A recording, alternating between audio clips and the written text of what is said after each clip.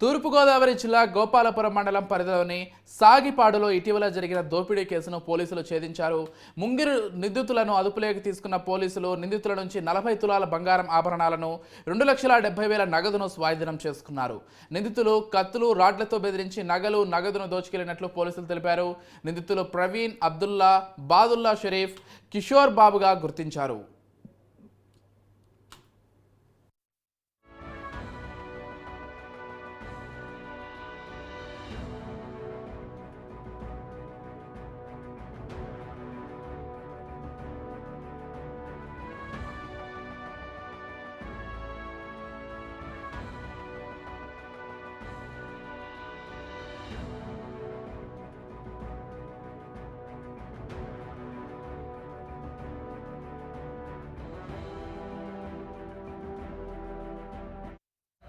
కారణం ఈ నెల అంటే నవంబర్ నెల 2వ తారీఖు సాయంత్రం రాత్రి సుమారు 7-8 గంటల మధ్యలో గోపాలపురం మండలం సాగిపాడు అనే విలేజ్, అంటే దొండపూడి దగ్గరలో ఉంటుంది. సాగిపాడు అనే విలేజ్లో ఒక ఇంట్లో ఇద్దరు మహిళలు, ఒక ఆవిడ సుమారు 40 సంవత్సరాలు, ఇంకో ఆవిడ 80 సంవత్సరాలు, ఇద్దరు మహిళల మీద దాడి చేసి తీవ్రంగా తల మీద రాడ్డుతో దాడి చేసి ఆ ఇంట్లో ఉన్న బంగారపు వాళ్ళని బెదిరించి కట్టేసేసి బంగారపు వస్తువులు, వెండి వస్తువులు, కొంత డబ్బు రోజుకెళ్ళినట్టు మాకు రిపోర్ట్ వచ్చింది.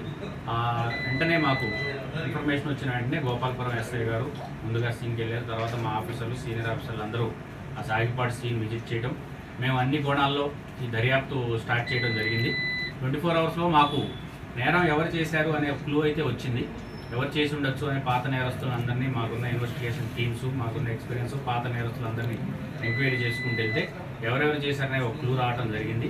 ఆ క్లూలో భాగంగా నిన్న 14వ తారీఖు జంగారెడ్డిగూడెం పోలీసులు చీకట్ల సతీష్ అనే ఒక అంతర్రాష్ట్ర నేరస్తుడిని అరెస్ట్ చేయడం జరిగింది. చీకట్ల సతీష్, దీంట్లో ఈ కేసులో అతను ప్రధాన నిందితుడు.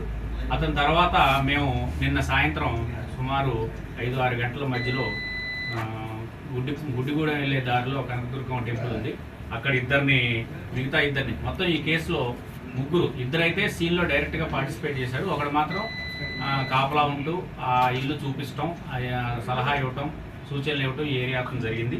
దాంట్లో ఈ కేసులో మొత్తం పాత్రదారులు 3. ఒకడు A1 చీకట్ల సతీష్, రెండో A2 షేక్ అబ్దుల్లా, బాదుల్లా షరీఫ్ అని, A3 నక్కా కిషోర్ బాబు. దీంట్లో A1, A2 చీకట్ల సతీష్ను, షేక్ అబ్దుల్ అనే వీళ్ళిద్దరూ సీన్లో పాల్గొనడం జరిగింది.